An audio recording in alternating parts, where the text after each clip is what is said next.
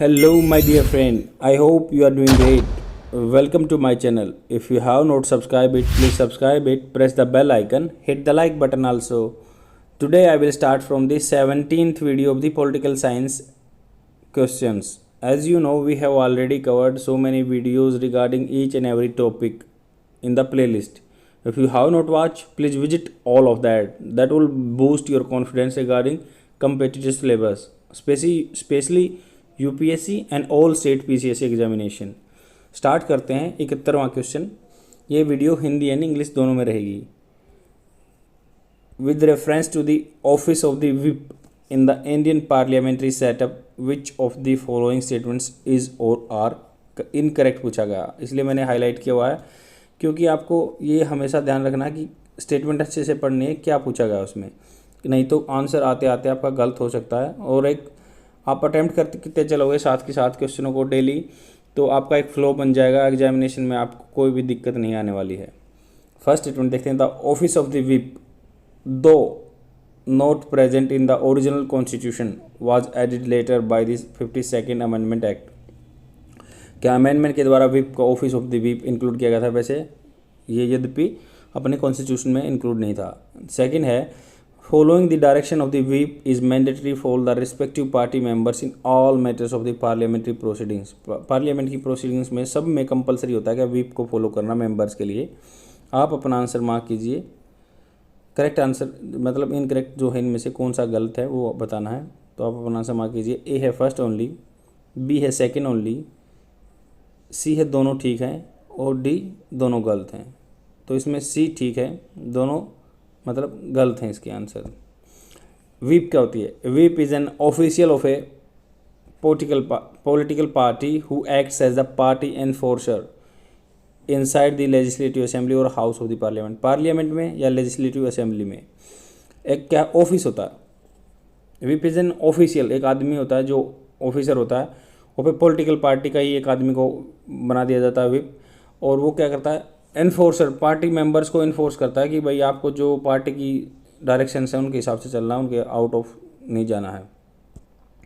First statement incorrect इसलिए है the office of the whip is neither mention in the constitution, constitution में mention है, nor the in the rule of the house, नहीं house के जो rule हैं उनमें है, or backed by any parliament state, कोई भी इसके लॉ नहीं बनाया गया। बट ये एक क्या है? Purely based on the conventions. Convention जो मतलब पीछे आपके पुराने पॉलिटिशियन करते आ रहे हैं वही भी आज चलता आ रहा है। इसका कोई लॉ नहीं है, कुछ नहीं है, और न ये कॉन्स्टिट्यूशन में मेंशन है।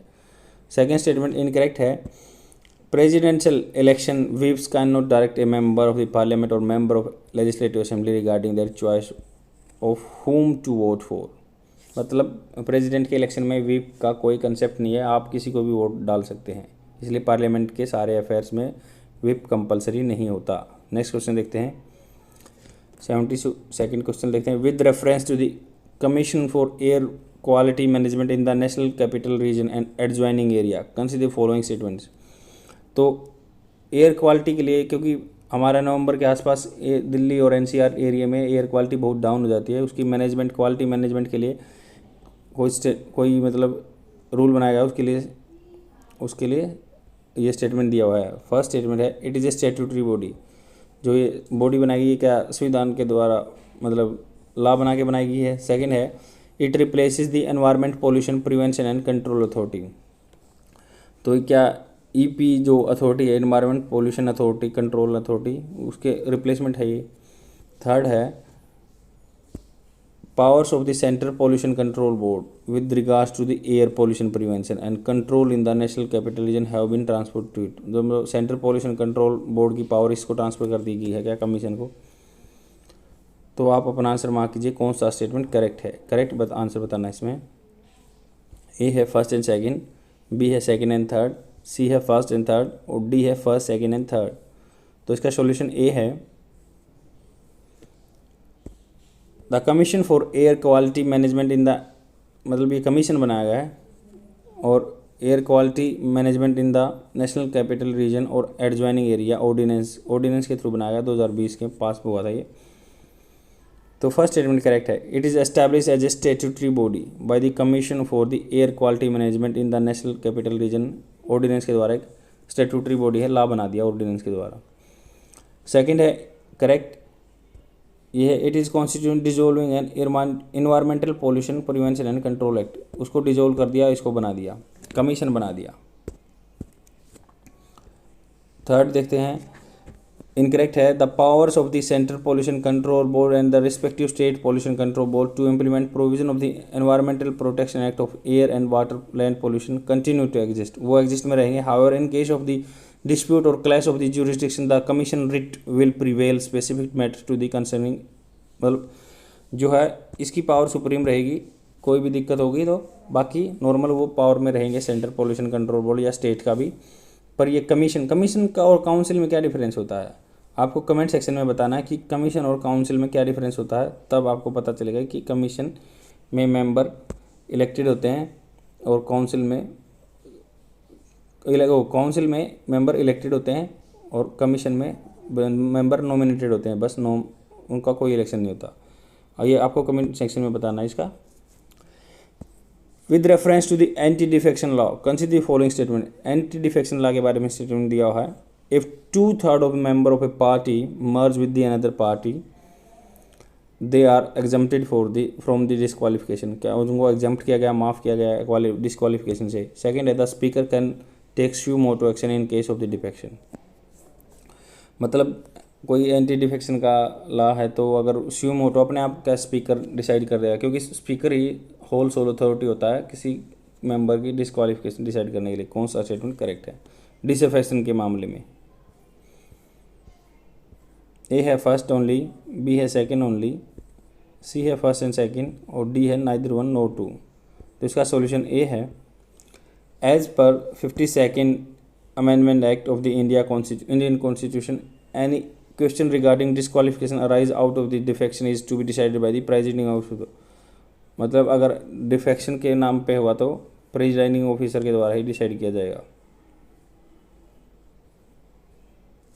The disqualification of the ground of the defection does not apply in the following two case, मतलब ये दो केस दिए हुए हैं उनमें अप्लाई नहीं होती। या तो 2/3, पहली कंडीशन ये है कि 2/3 एक पार्टी दूसरी पार्टी से जाके मिल गई, 2/3 मेंबर चले गए, डिस्क्वालीफाई नहीं होगा। सेकंड क्या है कि if a member after being, मतलब वो हाउस का मान लो स्पीकर बना दिया लोकसभा का, तो अगर उसको एज ए स्पीकर क्या है अपनी रिनाउंस करना पड़ेगा पार्टी की सीट को, विप से बाहर जाना पड़ेगा, तो बाहर जाना पड़ेगा उसको, मेंबरशिप छोड़नी पड़ेगी और वो अपने स्पीकर की ओथ ले लेंगे, ओथ इन्फॉर्मेशन ले लेंगे, तो उसको भी डिस्क्वालीफाई नहीं माना जाएगा और बाकी उस पद से हटने के बाद वापस वो पार्टी में आ सकते हैं। और कि टोटल ये इंडिपेंडेंस जो है अपने स्पीकर की, वो अकेला डिसीजन ले सके अपने तरीके से, तो उसके लिए उसको एग्जम्प्ट किया गया है। और 1/3 जो एक बात नोट करने की है कि अगर 1/3 पहले 1/3 था, अब 2/3 है ना, 2/3 मेंबर दूसरी पार्टी में मिल जाए तो उनको डिस्क्वालीफाई नहीं किया जाता। 1/3 का रूल था पर वो अबोलिश कर दिया गया 2003 में 91st अमेंडमेंट के द्वारा। It means the defector have no more protection grounds of the splits, बढ़ता है तो however merger by the 2/3 members is not considered as a split but considered as a merger, hence it is exempted from the disqualification. तो split disqualification में आएगा, merger नहीं आएगा। Merger 2/3 का होता है, स्प्लिट 1/3 का होता है। वो 91 कॉन्स्टिट्यूशन अमेंडमेंट 2003 में अबोलिश कर दिया गया था। और स्टेटमेंट सेकंड इनकरेक्ट है। According to the rules made show the presiding officer can take defection case only when he receive a complaint member of the house, मतलब किसी मेंबर ऑफ हाउस से कंप्लेंट मिलेगी, स्यू मोटो एक्शन नहीं ले सकते जो है, और उसको अपना एक्सप्लेनेशन सबमिट करने का भी चांस दिया जाता है, जो भी जिस पे अक्यूज होता है जो बंदा, and he may also refer the matter to the committee of the privilege for inquiry, committee of privilege की होती है, उसमें इंक्वायरी के लिए भेज भी सकता है। Hence defection has no immediate और ऑटोमेटिक इफेक्ट, ना तो इमीडिएट इफेक्ट होते हैं ना ही वो मतलब इमीडिएट होते हैं, क्योंकि वो कमेटी ऑफ इंक्वायरी को रेफर कर सकता है जिस बंदे के खिलाफ वो गए हुए हैं रूल। 74th क्वेश्चन देखते हैं। कंसीडर द फॉलोइंग स्टेटमेंट दिया हुआ है the strength of the supreme court of India is fixed by parliament, क्या पार्लियामेंट के द्वारा फिक्स कर दी गई है सुप्रीम कोर्ट को? तो आपको पता रहेगा कि time to time number of जजेस चेंज होते रहे हैं, तो ये तो फिक्स हो नहीं सकती। सेकंड है the president of the India is free to decide the strength of the high courts, क्या प्रेसिडेंट ही फिक्स करता है हाई कोर्ट की स्ट्रेंथ को, कितने जज रहेंगे? थर्ड है the salary and condition of the service of a high court जज are fixed by the parliament. High court के जज की जो है सैलरी फिक्स कर दी गई है पार्लियामेंट के द्वारा। कौन सा स्टेटमेंट करेक्ट है, आप अपना आंसर मार्क कीजिए। ई है सेकंड ओनली, बी है फर्स्ट एंड थर्ड ओनली, सी है फर्स्ट एंड सेकंड और डी है फर्स्ट सेकंड एंड थर्ड। तो इसका सॉल्यूशन डी है। फर्स्ट में क्या बोला गया कि सुप्रीम कोर्ट का नंबर ऑफ जजेस एक्ट था 1956 का, was amended in 2019 to increase the strength of the supreme court 34 हो गई है इंक्लूडिंग CGI को। तो आज 34 CGI, यहाँ एक वन लाइन क्वेश्चन बन गया है कि सुप्रीम कोर्ट में कितने जज हैं, 34 जज हैं इंक्लूड करके CGI को। और ये 1956 का एक्ट है नंबर ऑफ जजेस का, तो ये अमेंड किया गया 2019 में। सेकंड करेक्ट है कि as per article 216 high court shall consist of the chief justice and such other जजेस are president as the president may from the time to time is necessary to appoint. मतलब ये high court में कितने जज चाहिए उसको decide कर सकते हैं प्रेसिडेंट का डिस्क्रिप्शन है टाइम टू टाइम, और आर्टिकल 216 में दिया हुआ है। थर्ड स्टेटमेंट करेक्ट है, द हाई कोर्ट जजेस salary and condition of service act 94 is act of the parliament. तो जो मान लो हाई कोर्ट के जजेस की पेमेंट वगैरह फिक्स होती है पार्लियामेंट के रूल के द्वारा, 1954 का एक्ट है। नेक्स्ट क्वेश्चन देखते हैं 75th question, which of the following functionaries have the same procedure for removal as that of a जज of the supreme court of India. जो कौन सी फंक्शनरीज हैं जो कार्य करता हैं कि उनका ऐसा ही प्रोविज़न है कि जैसे like in the manner of the supreme court जज, ऐसे ही उनको हटाया जा सकता है, क्योंकि सुप्रीम कोर्ट के उसमें हम उसको अलग नाम देते हैं, एक टर्म दी हुई है। आप उस टर्म का नाम बताइए कमेंट सेक्शन में क्या बोलते हैं। फर्स्ट है controller and auditor general of India, second है चीफ इलेक्शन कमिश्नर, थर्ड है चेयरपर्सन ऑफ द UPSC।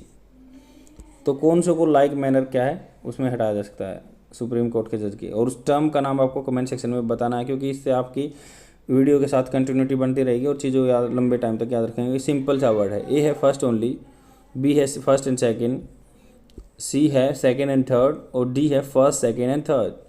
तो इसका सॉल्यूशन बी है। फर्स्ट स्टेटमेंट करेक्ट है। As per article 148 clause 1 CAG shall only be remove from the office in like manner as on the grounds on a judge of a Supreme Court.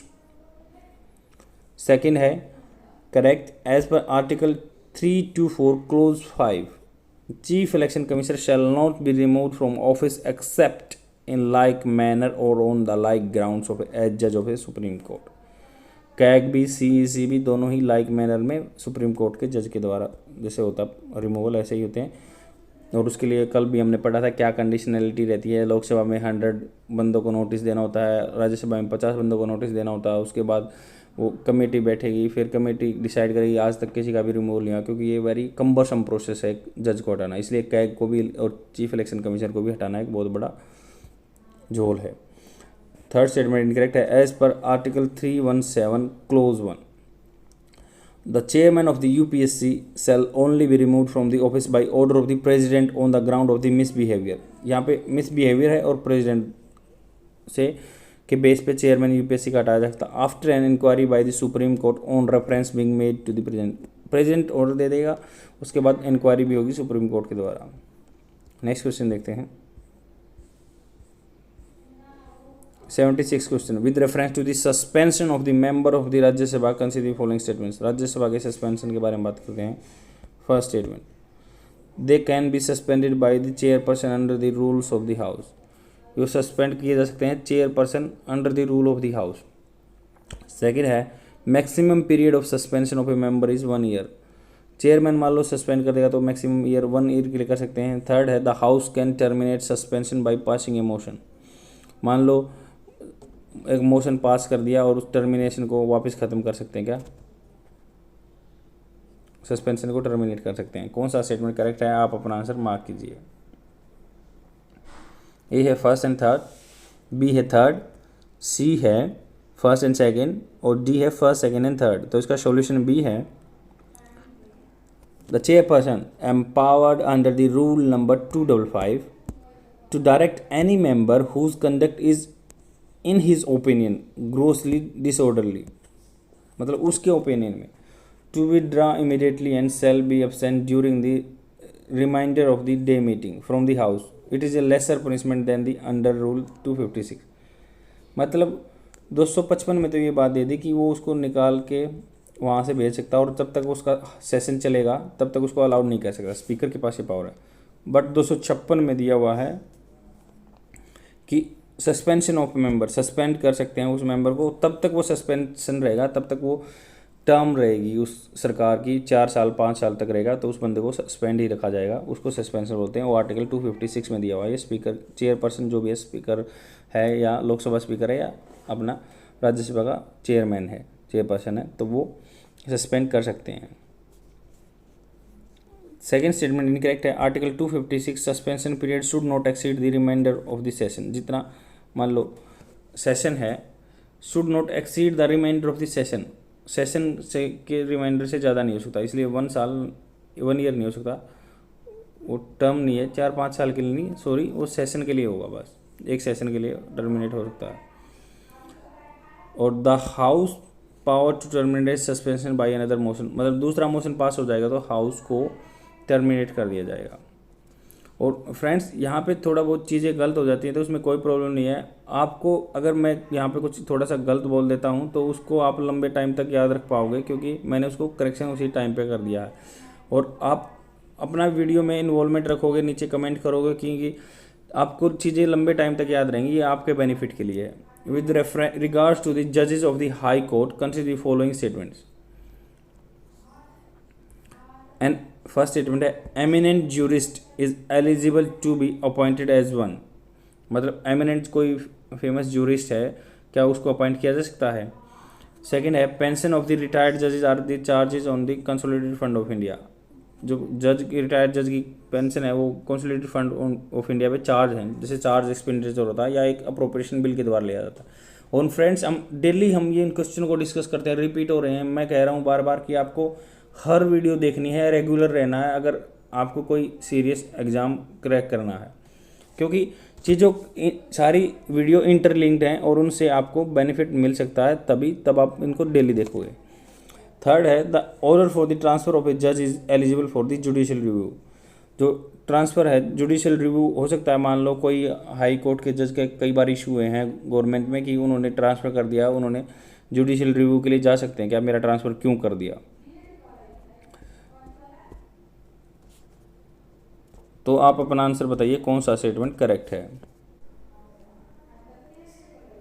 तो A है इसका first only, B है second and third, और C है first and third, और D है first second and third. तो आप अपना आंसर मार्क कीजिए। इसका सॉल्यूशन बी है। फर्स्ट स्टेटमेंट इनकरेक्ट है क्योंकि under article 217 there is no provision for appointment of eminent jurist as a जज of the supreme high court. मतलब हाई कोर्ट का जज होने के लिए एमिनेंट ज्यूरिस्ट नहीं होना चाहिए, कोई से अभी रूल से आप अपॉइंट करते हो। सेकंड स्टेटमेंट करेक्ट है। एज पर द आर्टिकल 112 आपको पता है कि ये एक को दो, मतलब इसमें फाइनेंस एलोकेशन होता है, तो पेंशन पेएबल टू द जजेस of any high court charge होती है कंसोलिडेटेड फंड ऑफ इंडिया पे। हमने कल भी बताया था, पेमेंट आपका स्टेट देता है, पेंशन आपका कंसोलिडेटेड फंड ऑफ इंडिया का देता है, और पेमेंट आपकी सैलरी स्टेट देता है। थर्ड स्टेटमेंट करेक्ट है। The order for transfer of the जज is eligible for the judicial review. Judicial review क्या है, लिमिटेड है, क्योंकि can be only ground that transfer was made without the recommendation of the chief justice. अगर CJI के recommendation के बिना transfer हो गया तो जुडिशियल रिव्यू हो सकता है तो judicial review, but scope limited है उसके। 78th क्वेश्चन देखते हैं। In the context of the local governance in India which of the following provision 73rd amendment act 1992 was compulsory.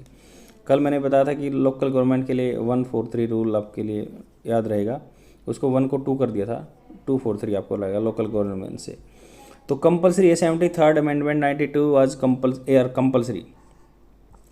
First है direct election to the post of the chairperson और the panchayat at the intermediate और district level. Second है reservation of the seats for women in the proportion of the their population. Third है constitution of a state finance commission after every 5 year. तो हर 5 साल के बाद finance commission होता है। तो कौन सा स्टेटमेंट करेक्ट है, आप अपना आंसर मार्क कीजिए।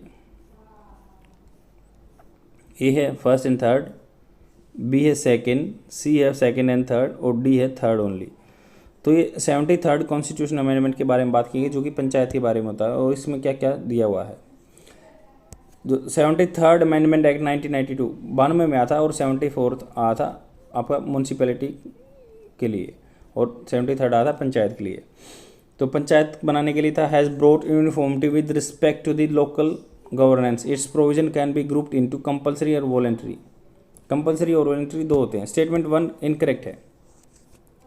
Indirect election to the post of the chairperson of the panchayat at the intermediate और district level is compulsory provision under the compulsory है कि intermediate level पे आपको chairperson बनाना ही है। Second statement incorrect है। Reservation of the seats of a woman is compulsory provision but उनकी ratio के population के हिसाब से नहीं, 1/3 compulsory पंचायत लेवल है। Third correct है। Constitution of a state finance commission every 5 years to review the financial position of the panchayat is a compulsory provision under the 73rd amendment act। मतलब finance commission का हर साल 5 साल में बनाना इसका भी compulsory है, 73rd कॉन्स्टिट्यूशन अमेंडमेंट में दिया गया है। और फ्रेंड्स चलो आज तो ये बता दिया कि मैंने 1/3 क्या है वुमेन का कोटा रिजर्व है लोकल सेल्फ गवर्नमेंट में, जैसे पंचायत में सीट आ गई आपकी या इंटरमीडिएट लेवल पे जो चेयरपर्सन हो गया, डिस्ट्रिक्ट लेवल पे तो जिला पार्षद वगैरह। बट आपको ये बताना है कि कल मैंने किसके बारे में बताया था जिसमें 1/10 सीट मिनिमम होनी चाहिए और अकॉर्डिंग टू दी पॉपुलेशन का कोटा था। क्योंकि आप डेली वीडियो को रिवाइज करोगे या देखोगे तभी आपको याद रहेगा। कमेंट सेक्शन में मुझे बताना कल मैंने किस चीज़ के बारे में बताया था। 79th क्वेश्चन देखते हैं। With reference to the dissolution of the municipality consider the following statement. Municipality के बारे में स्टेटमेंट दिया हुआ है डिसोल्यूशन के बारे में। A fresh election to constitute a municipality shall be completed before expiry of 6 months from the date of its dissolution। मतलब उससे एक्सपायरी जो उसकी टर्म हो रही है 5 साल, तो उसके 6 महीने पहले आपको अगर फ्रेश इलेक्शन कंडक्ट कराने पड़ जाएं तो क्या इलेक्शन फ्रेश के लिए होंगे या जो टाइम पीरियड 6 महीने बचा उसके लिए होंगे। नेक्स्ट स्टेटमेंट है if the reminder of the total term is less than 6 month it is not necessary to hold an election for constitute the new municipality. अगर मान लो 6 महीने ही टेन्योर बचा हुआ तो म्यूनसिपैलिटी के इलेक्शन कराने की जरूरत नहीं है क्या, 6 महीने बाद ही होंगे क्या सीट वैकेंट रह सकते हैं। The newly constituted municipality after the an election to a dissolve municipality shall constitute 5 year. जो न्यू बनाई हुई है वो 5 साल के रहेगी डिजोल्व के लिए। मान लो जो डिजोल्व की है म्यूनसिपैलिटी उस पीरियड के लिए रहेगी या सीधा 5 साल के लिए रहेगी। तो कौन सा स्टेटमेंट करेक्ट है आप अपना आंसर मार्क कीजिए। ए है फर्स्ट एंड सेकंड, बी है सेकंड एंड थर्ड, सी है फर्स्ट एंड थर्ड और डी है फर्स्ट सेकंड एंड थर्ड। तो इसका सॉल्यूशन ए है। इसमें बोला गया कि 74th constitution amendment 73rd panchayat का 74th आपका म्यूनसिपैलिटीज़ का। तो इसमें बोला गया कि 5 साल की टर्म होती है म्यूनसिपैलिटी की, but completion of the term पहले डिजोल्व हो सकता है। आर्टिकल 243U में दिया है deals with the subject matters of the duration dissolution and after fresh election. तो उनको पहले भी टर्मिनेट किया जा सकता है। फर्स्ट स्टेटमेंट करेक्ट है। If a municipality is dissolve then the fresh election to constitute a new municipality shall be completed before the expiry of the 6 month from the dates of dissolve हो गई तो उससे 6 महीने के पहले आपको election कराने हैं, उसके बाद नहीं, कंपलसरी है वो।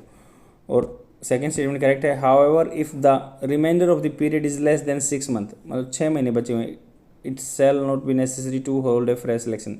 6 महीने से कम बचे हैं तो फ्रेश इलेक्शन कराने की जरूरत नहीं है। जब अगली बार उनका 5 साल टाइम पीरियड हो जाएगा तभी इलेक्शन हो जाएंगे।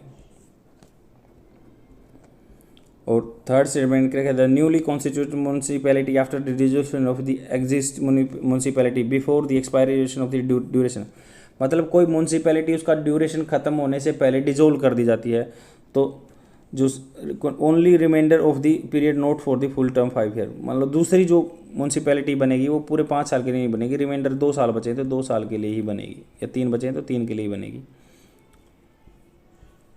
नेक्स्ट क्वेश्चन देखते हैं 80th question. With reference to the representation of the RPA 1951 के बारे में बात की है। A person shall be qualified from the being elected as a member of the parliament under the following condition. तो RPA 1951 के बारे में बात की गई है। कोई मेंबर क्वालिफाइड कब माना जाता है पार्लियामेंट में, उसके लिए कंडीशनलिटी क्या है। First statement, if he has voluntary acquired the citizenship of foreign state. मान लो उन्होंने फॉरेन स्टेट की सिटीजनशिप एक्वायर कर ली तो उनकी क्या मेंबरशिप टर्मिनेट कर दी जाएगी। सेकंड है if he has been guilty of the certain election offence and corrupt practice election में करप्ट प्रैक्टिस है तो उसको हटा दिया जाएगा। If he has been convicted for any offence resulting in imprisonment for 2 and more years तो क्या उसको हटा दिया जाएगा, 2 साल से ज़्यादा की सजा हो जाएगी किसी करप्ट प्रैक्टिस में। और फोर्थ है if he is unsound mind और stand so declared by the court, मतलब उसका अनसाउंड माइंड है, ठीक दिमाग नहीं है और कोर्ट ने डिक्लेयर कर दिया है तो कौन सा स्टेटमेंट करेक्ट है। और ये RPA 1951 के बारे में बात की गई, ना कि कॉन्स्टिट्यूशन में भी MP के डिस्क्वालिफिकेशन की कुछ कंडीशनैलिटी दी हुई है, आपको ये ध्यान रखना है। और ये representation of the people act 1951 के प्रोविज़न में कौन कौन सी टर्म आ रही हैं वो आपको बताना है, कौन सा स्टेटमेंट करेक्ट है, आप अपना आंसर मार्क कीजिए। ए है फर्स्ट एंड फोर्थ, बी है first second and third, C है सेकंड एंड थर्ड और डी है सेकंड थर्ड फोर्थ। तो इसका सॉल्यूशन सी है, फर्स्ट एंड फोर्थ इनकरेक्ट है। Voluntary acquiring the citizenship of a foreign state और if a person declare of unsound mind by a court are disqualification under the constitution. अगर unsound mind है तो ये बात constitution में लिखी गई है, इसलिए पहली और चौथी टर्म इनकरेक्ट है क्योंकि RPA 91 के, हालांकि वो डिस्क्वालीफाई होगा पर ये बातें कॉन्स्टिट्यूशन में लिखी है, RPA 1951 में नहीं लिखी हुई है। और अंडर ये 1951 आएगा क्योंकि क्वेश्चन में 1951 पूछा हुआ है। Under the constitution a person shall disqualified for being elected as a member of the parliament if he holds office of profit है, मान लो कोई प्राइवेट कंपनी का MD बन के या कोई बिजनेस चला रहे हैं तो वो डिस्क्वालीफाई हो जाएंगे, ये RPA 1951 में दिया हुआ है। सेकंड है if he is unsound mind and stands declared by court, unsound mind है, डिक्लेयर कोर्ट ने कर लिया या वो दिवालिया हो गई। और क्या citizen of India has voluntary acquired, दूसरे देश की सिटीजनशिप ले ली। फोर्थ है if he is so qualified under the law made by the parliament, disqualified अगर लॉ के द्वारा कर दिया जाए तो वो टर्मिनेट हो जाएंगे। सेकंड और थर्ड स्टेटमेंट करेक्ट इसलिए the parliament has laid down the following additional disqualification RPA की कंडीशन क्या क्या है, ही इज़ गिल्टी है अगर कोई मतलब करप्ट प्रैक्टिस उसकी इलेक्शन में है। सेकंड ये है कि बंदा कन्विक्टेड हो कोई ऑफेंस का 2 साल से ज़्यादा अगर उसकी सजाएं हो जाएगी तो MP के पद से वो हो जाएगा, बट प्रिवेंशन डिटेंशन लॉ के अंदर नहीं होगा, जो कि जम्मू कश्मीर के अभी जो MLA थे वहाँ पे उनको प्रिवेंशन डिटेंशन लॉ के अंदर डिस्क्वालिफिकेशन नहीं आता टर्म में, उसमें कई दिन भी रह सकता है। और ये आपका हिंदी में आंसर प्रोवाइड किया हुआ है।